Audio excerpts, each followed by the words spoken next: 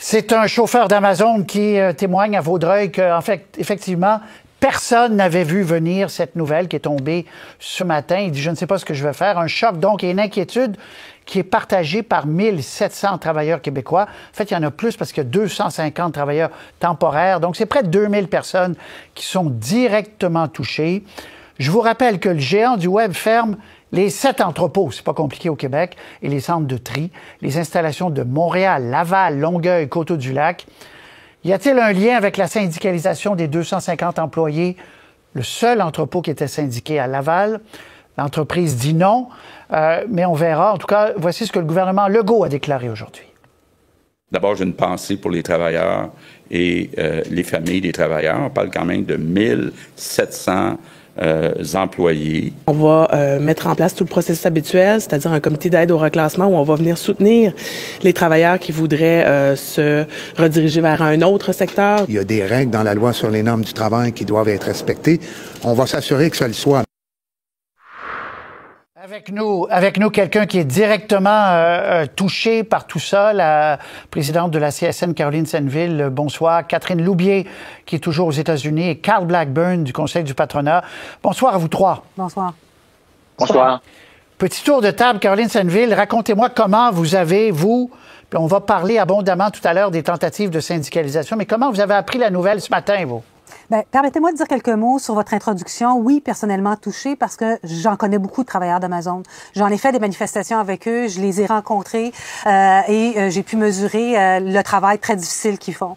Alors nous, on l'a appris, moi je l'ai appris par texto à 7 heures ce matin parce que le président de notre syndicat à Laval avait une communication écrite là, par courriel de son employeur. Et depuis ce temps-là, mais là, comprenez-vous, je pense que c'est la 25e entrevue que je donne aujourd'hui, mais à mon avis, on n'a pas eu d'autres nouvelles d'Amazon, là, en tout cas. Ça n'a pas été porté à ma connaissance. C'est Amazon a communiqué avec nous. Mais ça, je vous dirais, ils n'ont pas l'habitude d'être très loquaces avec nous, malheureusement. Et ça fait partie des problèmes qu'on avait avec Amazon. Et d'envoyer donc un préavis. Vous n'avez absolument pas eu de préavis. D'ailleurs, le gouvernement, puis je vais vous montrer tout à l'heure une séquence avec M. Legault ce matin. Là, au gouvernement, on l'a appris en même temps que tout le monde, là, manifestement. Catherine Loubier, réaction. Les géants du Web, les géants de la tech devraient dire qu'on a vu beaucoup autour de M. Trump. C'est des vrais géants. Amazon, c'est le 2e employeur aux États-Unis avec plus d'1 million d'employés. C'est énorme. Ils font ce qu'ils veulent, disons-le, Catherine.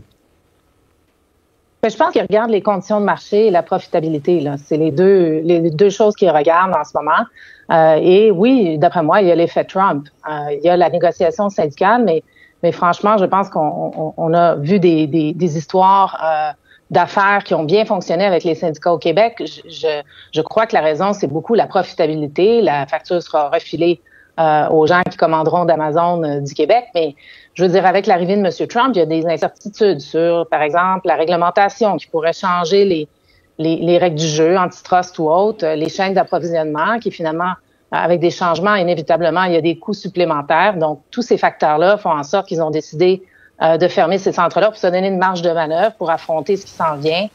Parce que oui, il s'en vient des changements dans l'économie en Amérique, c'est certain. On va se poser la question ensemble tout à l'heure. Est-ce que les gouvernements peuvent faire quelque chose au-delà d'aider les travailleurs touchés, reclassification, etc.? Est-ce qu'il y a quelque chose à faire en amont? Carl Blackburn, même question. Vous avez appris ça ce matin, vos premières réactions? D'abord, je l'ai appris comme tout le monde ce matin. Bien évidemment, on n'est pas dans le secret des dieux car vient le temps d'annoncer pareille décision qui, malheureusement, touche des familles. Ça, je suis totalement enclin à penser à ces familles qui sont affectées par cela. Mais cette décision, elle n'est pas directement liée à l'arrivée du président Trump. Je pense que c'est directement relié à l'environnement d'affaires qui, au Québec, comme nous l'avons mentionné déjà à plusieurs occasions, s'est détérioré dans la dernière année. Et il est clair que pour Amazon, dans leur modèle d'affaires, ils reviennent à la base, c'est-à-dire comment arriver à servir la clientèle plus rapidement et un service à la clientèle plus efficace. Alors, ils ont bien évidemment évalué leurs options. On n'a pas tous les détails, mais c'est clair que l'analyse qui a été faite et qui, malheureusement, a découlé dans la conclusion de fermeture des opérations ici au Québec, ça a été mûri de longue date. Ce n'est pas une décision qui a été prise hier sur le coin d'une table. Et lorsqu'on regarde la présence d'Amazon au Canada, c'est quand même 45 000 employés qui sont également dans les autres provinces canadiennes. Donc, si ça avait été relié à l'arrivée du président Trump, probablement que les autres provinces auraient également écopé d'une décision de fermeture. Carl Blackburn, quand vous dites le contexte se détériore pour les entreprises, vous visez quoi exactement, là? La lourdeur réglementaire, Patrice. On le voit, la capacité pour les entreprises d'avoir une efficacité, surtout quand on vient ajouter, et là je rejoins ce que Catherine mentionnait tout à l'heure, avec l'arrivée de Trump et la volonté de déréglementer le milieu d'affaires, de baisser les impôts du milieu des affaires. Alors c'est clair qu'au Québec, lorsqu'on regarde malheureusement l'alourdissement réglementaire des entreprises, et on peut peut-être jumeler à ça certaines lois qui ont été ajoutées dans les dernières années, entre autres avec la francisation, qui, je le sais, apportait un lot de défis importants pour Amazon en termes de traduction de tous les documents qu'ils devraient livrer sur le territoire du Québec. Alors, cette réglementation, Patrice, a des conséquences sur l'agilité des entreprises, sur leur compétitivité. Et lorsqu'on regarde ce qui se passe ailleurs dans le monde, on ne vit pas en vase clos. On doit tenir compte de cette réalité concurrentielle qui existe ailleurs. Êtes-vous d'accord avec ça, Catherine et Caroline? Caroline, d'abord, que les nouveaux règlements pour la francisation, puis là, on va parler de la syndicalisation après, mais sur l'environnement d'affaires, Caroline Saintville, comment vous voyez en quoi un géant comme ça peut dire « Ah, c'est trop compliqué au Québec, bye-bye », là? Ils sont dans des dizaines de pays, ils parlent suédois, norvégien, bulgare. Je m'excuse, là. Ça tient pas la route, là. Puis pour nous, c'est clairement antisyndical. Je vous demandais de me laisser du temps pour parler de ça, mais on parle d'une entreprise multimilliardaire. On parle d'une entreprise qui paie ses salariés en moyenne 8 $ de moins que les autres entrepôts au Québec. On parle d'une entreprise qui pressurise les travailleurs, les travailleuses. Une des raisons pour lesquelles se sont syndiqués, c'est les accidents de travail. Parlons de modèle d'affaires, c'est un modèle d'affaires qui est basé beaucoup sur l'exploitation de travailleuses et travailleurs vulnérables, beaucoup de travailleurs immigrants, des travailleurs qui, excusez-moi l'expression, toffent quelques mois chez Amazon parce qu'ils en sortent le corps et l'esprit brisés. Et c'est pour ça qu'ils se sont syndiqués. Je regrette, mais puis, je veux dire, les sous-traitants, là, eux aussi, ils vont avoir besoin de travailleurs et de travailleuses. Eux aussi, j'imagine que quand tu vas accepter un contrat, c'est parce que tu vas trouver que c'est payant. Donc, je suis bien prête à dire qu'il y a des employeurs, qui peuvent trouver ça difficile dans des modèles PME, etc. Mais pas Amazon. Vous dites un géant, il est capable de traduire ces trucs, puis il est capable de s'adapter à des réglementations. Catherine, qu'en pensez-vous de cet argument qu'on entend, M. Blackburn représente le patronat, qu'on entend parfois disant « Ouais, c'est plus compliqué au Québec. Est-ce que on exagère? » Peut-être, mais c'est sûr qu'il y a des irritants. Il y a des irritants pour ces compagnies-là qui s'accumulent à un moment donné, qui fait que quand moi j'écoute ma collègue et j'en ai pour les familles qui sont touchées par ça, là. Je suis désolée d'entendre ça, mais moi, j'ai tendance à voir ça plus de manière macro. Si la direction d'Amazon en Amérique anticipe des turbulences au niveau de l'environnement d'affaires global et des turbulences aussi au niveau de la profitabilité, il y a des décisions à prendre. Pourquoi ils ont décidé qu'au Québec, ils fermeraient toutes ces usines-là? C'est peut-être une accumulation d'irritants. Mais au fait, ce qui est dommage, c'est que c'est le consommateur qui va avoir à payer plus pour les produits, d'une part, et d'autre part, comme l'a dit notre collègue, franchement, les sous-traitants vont reprendre les activités d'Amazon dans des conditions de marché différentes qui pour eux vont être probablement, comme elle le disait, acceptables. Donc, il y a quelque chose à quelque part qui n'a pas fonctionné pour eux dans l'environnement d'affaires quand ils ont comparé aux autres provinces où il aurait pu faire des coupures aussi. Là. Oui, parce qu'en Asie, vous prenez la 417 et vous allez vers Ottawa. Pas très loin d'Ottawa, vous allez voir, ça ressemble à une base militaire d'un autre temps. Et immense entrepôt d'Amazon, il ne touche pas à celui de l'Ontario, là, Caroline. Bon, alors parlons-en, c'est l'éléphant dans la pièce. Parlons-en de la syndicalisation. Expliquez-nous, Laval, pour 250 employés, vous, quand je dis vous, la CSN, vous avez réussi à entrer. Est-ce que c'est là que ça a commencé le jeu a commencé à changer, là? Bien, pour nous, c'est très clair. Là. Le point commun, là, pourquoi ça se passe juste au Québec, c'est le seul endroit au Canada où il y a un syndicat. Et c'est une tentative d'intimidation pour l'ensemble des autres travailleurs d'Amazon et c'est un merveilleux droit d'honneur aux travailleurs, aux travailleuses du Québec. Amazon est en train de dire, on veut votre argent, mais on veut pas respecter vos lois du travail. On vous veut comme client, mais vos droits comme citoyens ne seront pas respectés. Amazon est fondamentalement anti-syndical. Je suis pas gênée de le dire. Je suis pas gênée de le dire parce que le tribunal administratif du travail les a condamnés pour entrave. Je suis pas gênée de le dire parce que fouiller dans leur ancien communiqué de presse, ils nous disent tout le temps, nous, on n'a pas besoin d'intermédiaires, on préfère jaser un à un avec nos salariés. Ça peut être le choix d'Amazon, mais je regrette, le choix de se syndiquer, ça appartient pas à l'employeur, ça appartient aux travailleurs, aux travailleuses, et c'est un droit qui est protégé par la Charte canadienne, la Charte québécoise, rien de moins que la Déclaration universelle des droits de l'homme, et la tactique d'envoyer ça en sous-traitance quand il y a une présence syndicale forte, on l'a vu dans d'autres pays, on est en lien avec d'autres pays. Alors, je vous dirais, très difficile de négocier avec Amazon. On négocie depuis le mois de juillet, même pas capable de s'entendre sur des définitions. On s'assoit à table de négociation. Là, c'est terminé de toute façon. Là. Oui, mais on aimerait ça distinguer travailleurs à temps plein, travailleurs à temps partiel, même pas s'entendre là-dessus. La semaine passée, ils nous ont offert 0% d'augmentation de salaire. Non, c'est pour nous, là, il y a une lecture à faire. Et ils ne le diront jamais à la caméra. Ils ne le diront jamais dans un communiqué de presse. Savez-vous pourquoi? Parce que c'est illégal. Carl Blackburn, sur la syndicalisation, juste avant, pour que les gens qui nous écoutent pour avoir une idée, salaire d'entrée, c'est autour de 20 $, c'est le salaire le plus élevé, 21, 22, donc c'est moins payé que d'autres environnements d'entrepôt, mais c'est pas grave. Donc, dites-vous, là, gardez autour de 20 $. Carl Blackburn, est-ce que c'est pas ça, finalement, la raison? Syndicalisation réussie dans une petite partie d'Amazon à Laval, puis ils ne voulaient pas que ça fasse boule de neige, là. Ben, je peux pas conclure que c'est ça la raison. D'abord, nulle part c'est spécifié. Je peux bien spéculer, comme le fait Caroline, sur la réelle motivation, mais ça serait malheureusement peut-être intenter des mauvaises intentions. Je reviens sur le modèle d'affaires d'Amazon. Je reviens sur l'environnement d'affaires d'Amazon et l'environnement d'affaires au Québec. Ils ont mûri cette décision, bien évidemment, en fonction de leurs opérations à travers le monde. Vous l'avez énuméré tout à l'heure, ils sont partout sur la planète et bien évidemment, dans le contexte du Québec, pour des décisions d'affaires, ils ont décidé de se retirer du marché du Québec. C'est ça qu'il faut regarder. C'est de cette façon que ça fonctionne. Dans la banlieue de New York, il y a un entrepôt qui est syndiqué chez Amazon. Ils ne sont pas anti-syndicales, mais leur modèle d'affaires leur demande d'avoir une agilité opérationnelle et c'est ce qui permet d'avoir une efficacité lorsqu'il vient le temps de rejoindre les clients et d'avoir une rapidité pour rejoindre les clients. Et ils ont encore, je le répète, Patrice, 45 000 employés au Canada. Donc, dans ce contexte-là, bien évidemment, cette décision, elle attriste tout le monde. C'est 1700 travailleurs qui ont été touchés. Personne ne peut se réjouir par rapport à cela. Mais d'associer cette décision importante à la syndicalisation d'une usine au Québec, malheureusement, je ne peux pas adhérer à cette théorie.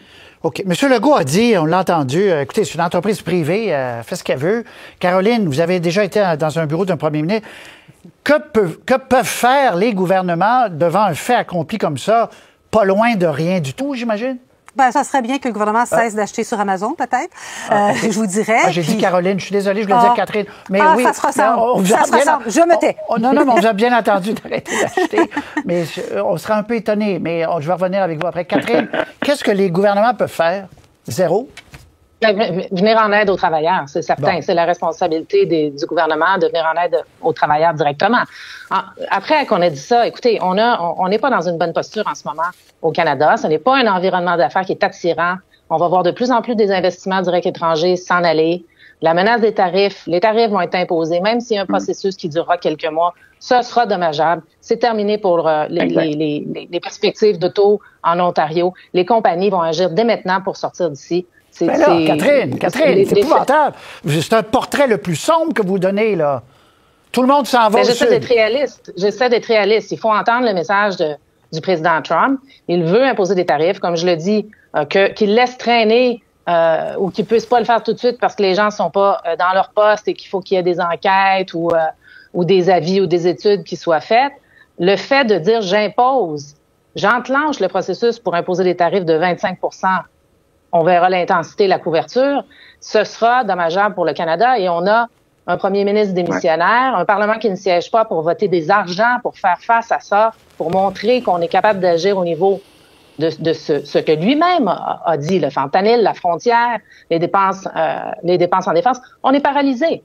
Alors, je ne sais pas quoi vous dire. Oui, je pense que c'est des mauvaises nouvelles comme ça, il y en aura beaucoup. Je ne sais pas ce que mon collègue pense au Conseil du patronat, là, mais...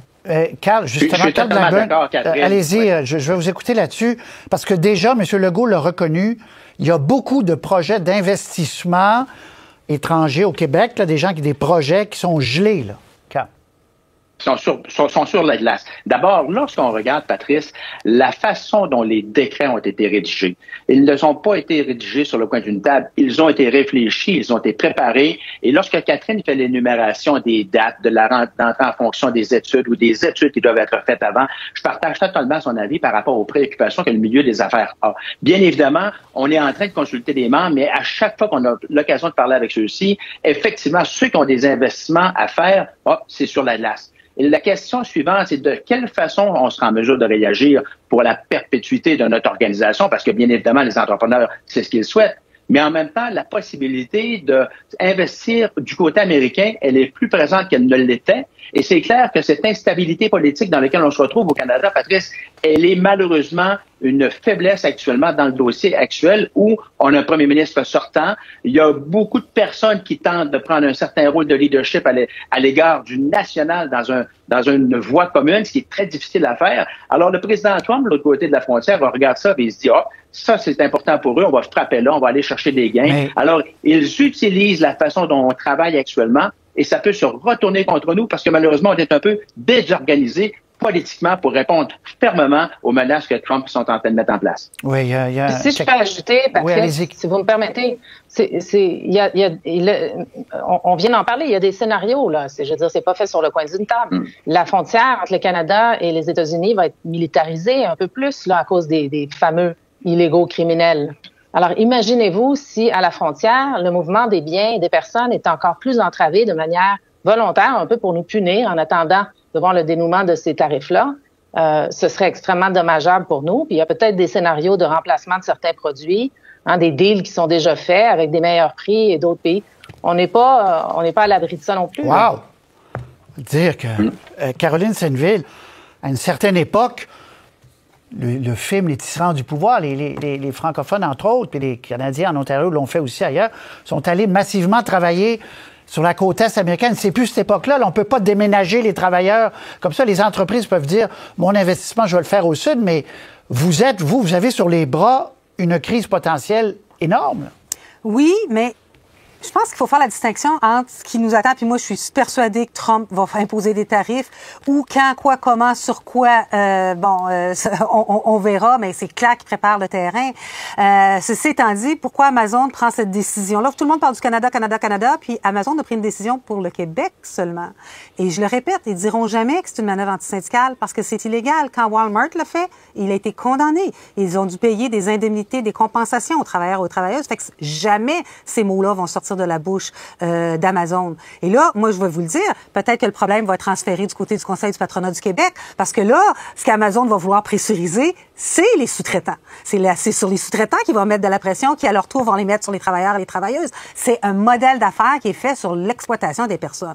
Après ça, Amazon, il prend pas des produits, je veux dire, la raison pour laquelle il y a des entrepôts partout, c'est parce que c'est un système de livraison, c'est un système de logistique qui fonctionne très bien d'ailleurs, pour vendre des produits aux locaux. Il n'y a pas des produits il vend pas des produits canadiens aux Américains, là, Amazon. C'est pas ça qu'Amazon fait. Donc, je mettrais la pédale douce entre le lien direct entre la décision d'Amazon et effectivement, puis c'est vrai, vous avez... Non, mais c'est un environnement qui... Tout à fait, mais je partage tout à fait l'inquiétude par rapport à la frontière. En 10 secondes, Caroline Senneville, est-ce que vous demandez un boycott, vous? Est-ce que vous allez demander à vos membres un boycott d'Amazon? La nouvelle est arrivée à 7 heures ce matin, on va voir, mais acheter, c'est voter, que ce soit Amazon ou ailleurs, vitalité des centres-villes, les chaînes d'approvisionnement qui travaillent sur le travail des enfants, le travail forcé, il faut réfléchir à ça. Puis je parle pas juste d'Amazon. Il faut réfléchir quand on achète. Bonne chance, parce que le consommateur, ils ont assez adopté tout ça. Catherine Loubier-Carl Blackburn, un mot en terminant. Donc, là, aujourd'hui, la prospective n'est pas très joyeuse, Catherine. Là. Non, pas très joyeuse. J'ai un peu décrit ce à quoi on doit s'attendre. Le pétrole, c'est une de nos sources de revenus principales au Canada. On a beau l'aimer, on a beau l'haïr, il faut vraiment être réaliste. Le Canada a un peu manqué son rendez-vous avec son avenir économique en étant dans cette situation de paralysie, en n'ayant pas investi pour diversifier l'une de ses sources de revenus principales, le pétrole, avec d'autres marchés. Désolé, parce qu'on n'a pas voulu investir dans les infrastructures. Très bien. Carl, conclusion du pain sur la planche, là, parce qu'il y a des remous monde patronal syndical. Là. Ben, je pense que oui, puis dans un contexte où on affronte vraiment une bataille économique importante, je pense qu'on est, comme je l'ai mentionné hier, on n'est pas les plus gros, on n'est pas les plus forts, mais on peut être les plus intelligents. Et dans ce contexte, si on arrive à unifier tout le monde vers la même direction, je pense qu'on peut tirer notre épingle du jeu parce qu'on a des avantages au Canada qui peuvent aider les Américains. On peut rejoindre les objectifs du président, mais travaillons de notre côté de façon plus concise et plus imaginative. Caroline Senneville, présidente de la CSN, Catherine Loubier, collaboratrice, donc ex-déléguée générale du Québec à New York, Carl Blackburn, au Conseil du patronat. Merci beaucoup à vous trois. À très bientôt. Merci. Très intéressant. Pas très optimiste, mais c'est intéressant.